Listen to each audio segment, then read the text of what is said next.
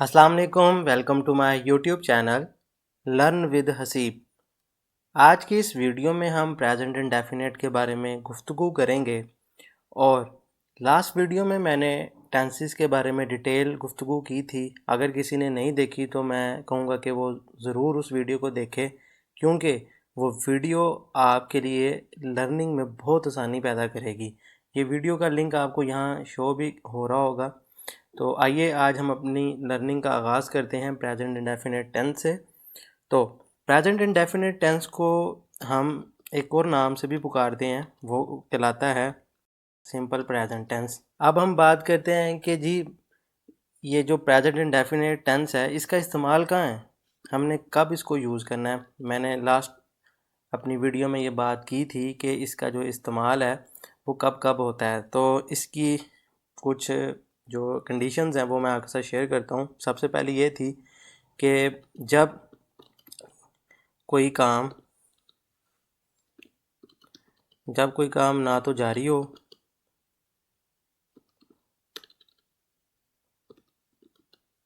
और ना ही वो काम मुकम्मल हुआ हो, ठीक है, वहाँ इसका इस्तेमाल होगा, ठीक है। दूसरी कंडीशन ये है, मैं चलें साथ आपकी एग्ज़ाम्पल भी दे देता हूँ। मिसाल के तौर पे एग्ज़ाम्पल में हम लेते हैं वो खाना खाता है।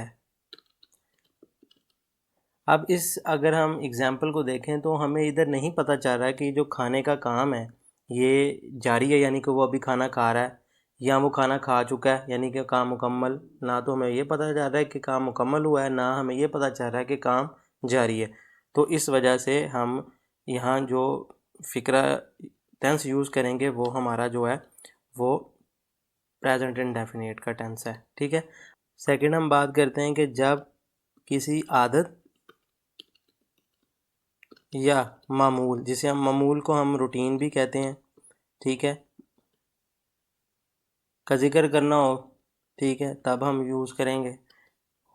ये इसकी मिसाल ऐसे ले लेंगे, असलम हमेशा सच बोलता है।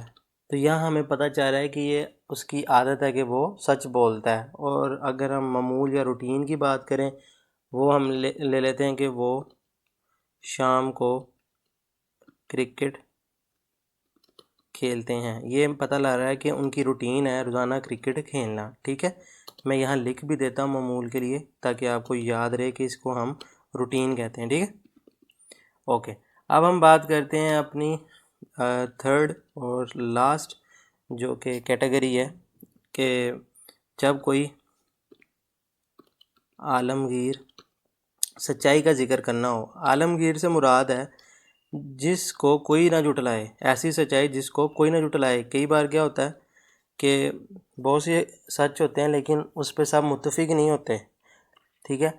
तो ऐसी सच्चाई जिस पे सब मुत्तफिक हों, ठीक है, जिसको सब माने, वो कहलाती है आलमगीर सच्चाई, ठीक है। उसका जिक्र करना हो तो तब हम यूज़ करते हैं, ठीक है। अब इसकी मिसाल ऐसी है कि जिस तरह सूरज मशरिक़ से निकलता है। अब इधर हर बंदा मानता है कि जो सूरज है वो मशरिक़ से ही निकलता है, किसी का इस पे इख्तलाफ नहीं है। तो हमने ये तीन यूजेस देख लिए कि जब भी ये कंडीशन आएंगी तो हम हमेशा अपना इंडेफिनेट का टेंस यूज़ करेंगे। अगर बात प्रेजेंट की है यानी मौजूदा ज़माने की है तो हम प्रेजेंट इंडेफिनेट यूज़ करेंगे। अगर पास्ट की होगी तो पास्ट इंडेफिनेट पे जाएंगे, और इसी तरह अगर फ्यूचर होगा तो फ्यूचर की बात करेंगे। तो दरअसल आज हम प्रेजेंट इंडेफिनेट की बात करते हैं, तो हम प्रेजेंट इंडेफिनेट पे रहें। अब आप एक चीज़ नोट करें कि हर जो फ़िक्र है उसके अंदर ये जो कुछ जो चीज़ है वो रिपीट हो रही है, वो मैं आपसे भी शेयर कर रहा हूँ, मैं हाईलाइट कर रहा हूँ। ता है, ते हैं, ठीक है। ये जो फ़िक्र, ये जो लफ्ज़ है ये काफ़ी रिपीट हो रहा है, हर फ़िक्रे में रिपीट हो रहा है। तो हमने फिर इधर से अंदाज़ा लगाया कि जो इसकी पहचान है उर्दू में, ठीक है, हम इसको कहते हैं उर्दू में पहचान। हमें किसा पता चलेगा कि ये जो फ़िक्रा लिखा हुआ है उर्दू में ये क्या है, इंडेफिनेट का फ़िक्रा है, प्रेजेंट इंडेफिनेट का फ़िक्रा है। हमें इस तरह पता चलेगा कि हमेशा फ़िक्रे के एंड पर मैं यह लिख भी देता हूँ। ता है, ते हैं अगर जमा होगी तो, ठीक है। ती है अगर वो जेंडर चेंज होता है मुअन्नस के लिए, ती है या हैं, ठीक है। ये आएगा तो हमें समझ लग जाएगी कि ये क्या है, प्रेजेंट इंडेफिनिट का टेंस है। अब हम बात करते हैं कि हमें इंग्लिश में कैसे पता चलेगा कि ये प्रेजेंट इंडेफिनिट का फिक्र है। कि हम स्ट्रक्चर पे जाएंगे हमेशा, वहाँ से अंदाज़ा लगा लेंगे कि ये प्रेजेंट इंडेफिनिट टेंस है या कोई और टेंस है, ठीक है। सब्जेक्ट प्लस वर्ब, वर्ब की फर्स्ट फॉर्म आएगी हमेशा, ठीक है। मैंने आपको कहा था ना फॉर्म्स ऑफ वर्ब आपने याद करनी है। तो अब देखें फॉर्म ऑफ वर्ब्स का काम शुरू हो गया है और एंड पे हमारा ऑब्जेक्ट आएगा। अब अगर किसी को नहीं पता कि सब्जेक्ट क्या होता है, ऑब्जेक्ट क्या है, वर्ब का मैं आप सबको बता चुका हूँ। सब्जेक्ट असल में काम करने वाले को हम कहते हैं, जिसे हम फाइल भी कहते हैं। जिस पर काम किया जाए उसे हम मफूल कहेंगे और उसको हम इंग्लिश में ऑब्जेक्ट कहते हैं। फिक्रा बना के देखते हैं। वो खाना खाता है। अब इसमें वो जो है वो क्या है, काम करने वाला। काम क्या है, वो हमारी वर्ब है। वो क्या है, ईट, खाना।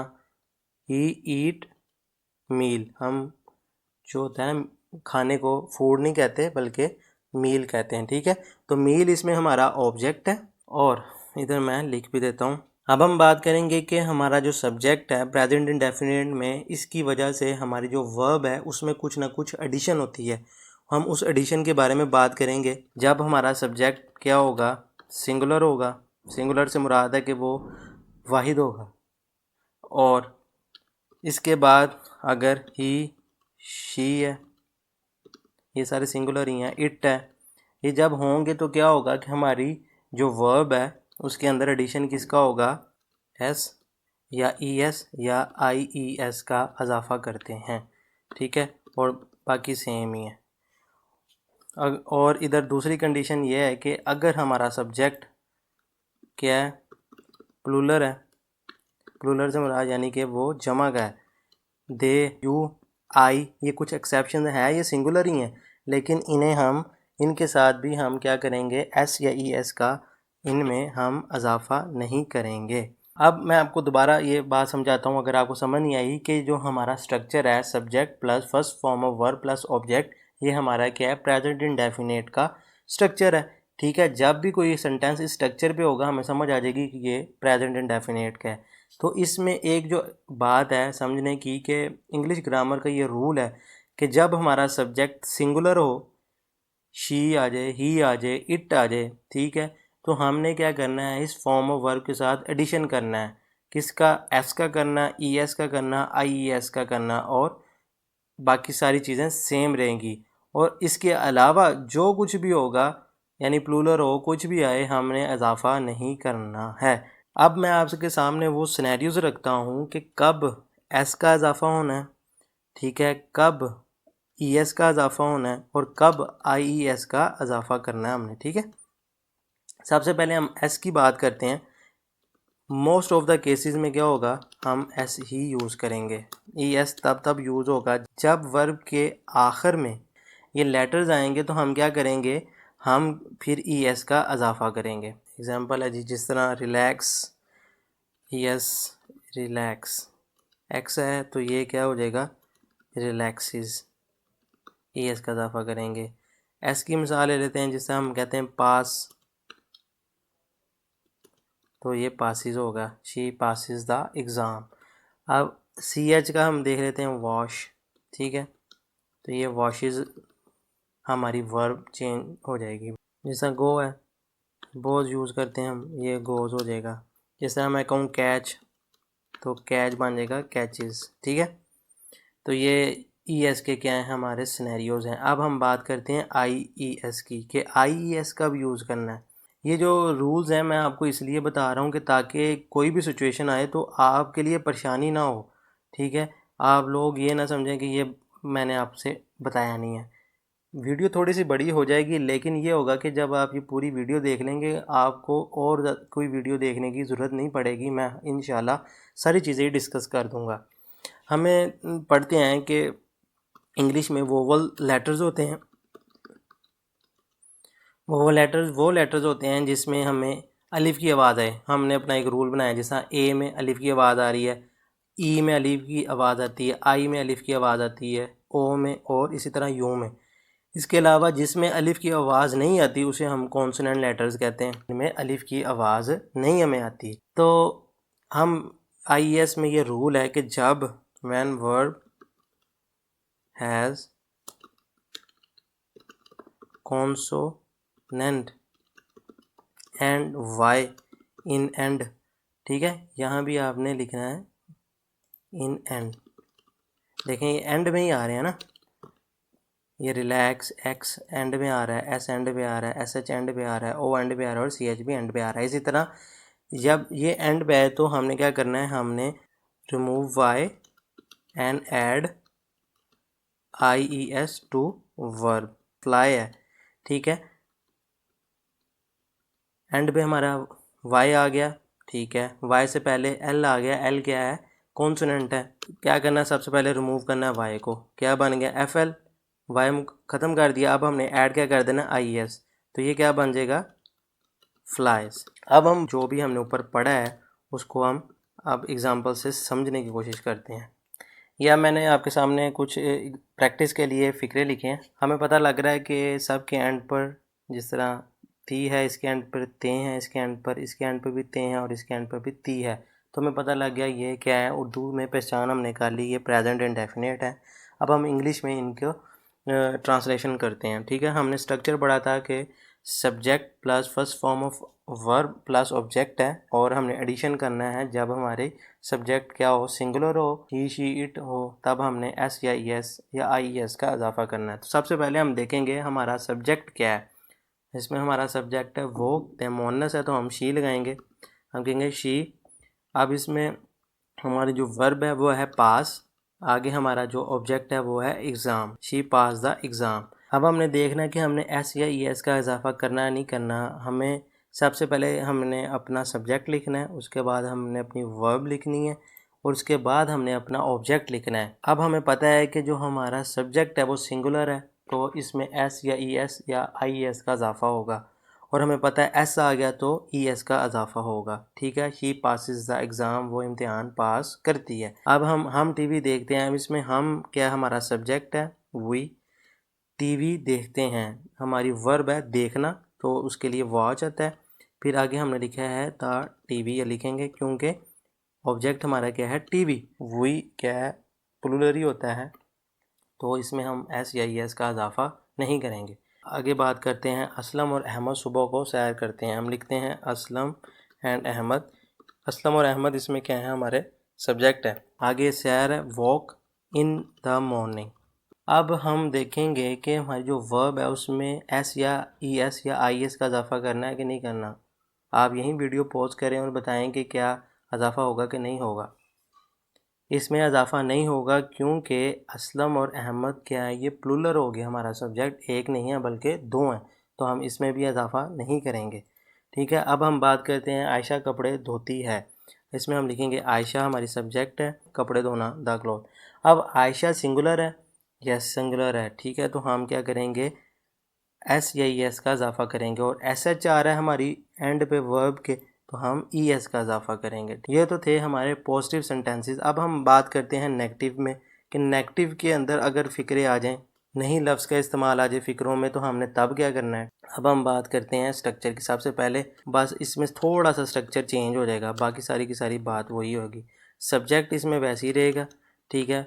इसमें डज़ या डू जो है उसका इजाफा हो जाएगा, प्लस नोट आएगा, और plus first form of verb, और प्लस ऑब्जेक्ट आ जाएगा।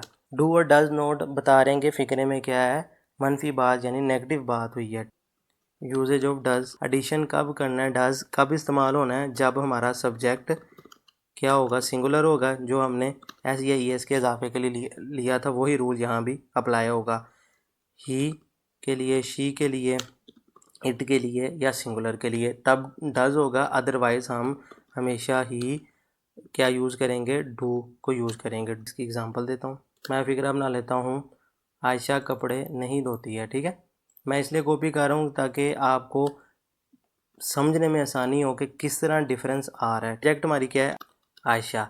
अब मैंने आपको कहा था कि उसके बाद डज़ या डू आना है, वो हम छोड़ के नोट लगाते हैं। हम एंड पे इस बात का तयन करेंगे कि डज़ आना है कि डू आना है। उसके बाद हमारी फॉर्म ऑफ वर्ब क्या है? वॉश। अब हमने एस या एस का इजाफा नहीं करना, पॉजिटिव सेंटेंसेस में करना है। एस या एस का जो इजाफा है वो डू के साथ हमने असल में किया है। जब इजाफा होगा तो ये डज़ बन जाता है और जब इजाफा नहीं होता तो डू बन जाता है। ठीक है, आयशा नोट वॉश क्लॉथ। ठीक है, बिल्कुल ऊपर। अब हमने यहाँ देखा कि यहाँ आयशा क्या है, हमारा जो सब्जेक्ट है वो सिंगुलर है, तो यहाँ डज़ आ जाएगा, वरना ये क्या आना था? डू आना था। डू की भी एग्जांपल दे देता हूँ, जिस तरह ये हम टीवी देखते हैं। अब हम यहाँ नहीं लिखेंगे, हम सिर्फ नोट लिखते हैं और हम लिखते हैं अपनी वर्ब जो कि वॉच है और आगे हम था टीवी। ठीक है, अब इधर आप देखेंगे जो हमारा सब्जेक्ट है ना ही तो सिंगुलर है, ना वो ही है, ना वो शी है और ना ही वो इट है, तो फिर हम यहाँ डू का इस्तेमाल करेंगे। और आपने एक चीज़ याद रखनी है, डज़ नोट को जब हम इकट्ठा लिखेंगे तो ये ऐसे बन जाता है, जिसे हम डजंट भी कहते हैं। और डू नोट को जब हम इकट्ठा लिखते हैं तो ये डोंट बन जाता है। अब मैं आपके सामने इंटरोगेटिव जो हमारे हैं सवालिया फ़िक्रे, तब हमारा स्ट्रक्चर क्या होगा वो हम देखते हैं। अब इसमें क्या होगा कि हमारा जो डू है या डज़ है वो शुरू में आ जाएंगे, सब्जेक्ट आ जाएगा हमारा, और फिर हमारी वर्ब आ जाएगी। वर्ब की फ़र्स्ट फॉर्म ही आएगी हमेशा, प्लस ऑब्जेक्ट। एग्ज़ाम्पल मैं आपके सामने रखता हूँ, उससे पहले मैं आपको बताऊँ कि डज़ जो है कब इस्तेमाल होना, जो हमने पहले पढ़ लिया है बिल्कुल वही हमने ये इधर हमारा क्या है, रूल यही अप्लाई हो रहा है सीधा, कि डज़ तब इस्तेमाल करना है जब सिंगुलर हो, ही शी इट हो, अदरवाइज़ हमने ऑलवेज डू ही यूज़ करना है। ठीक है, इधर हमारी एग्ज़ाम्पल लिख लेते हैं हम। यहाँ मैं लिख लेता हूँ क्या, हम सुबह को सैर करते हैं। अब हम देखते हैं क्या डू या डज़ को छोड़ के हम सबसे पहले बात करते हैं अपने सब्जेक्ट की। सब्जेक्ट इसमें असलम एंड अहमद है। उसके बाद हमारा वर्ब ने आना है। ठीक है, वर्ब क्या था? Walk in the morning. ठीक है, इसमें हमारी जो ऑब्जेक्ट है वो नहीं है कोई भी, सिर्फ इसमें सिर्फ हमारा यही है इन द मॉर्निंग, बस वो बता रहा है कि ये काम मॉर्निंग में हो रहा है।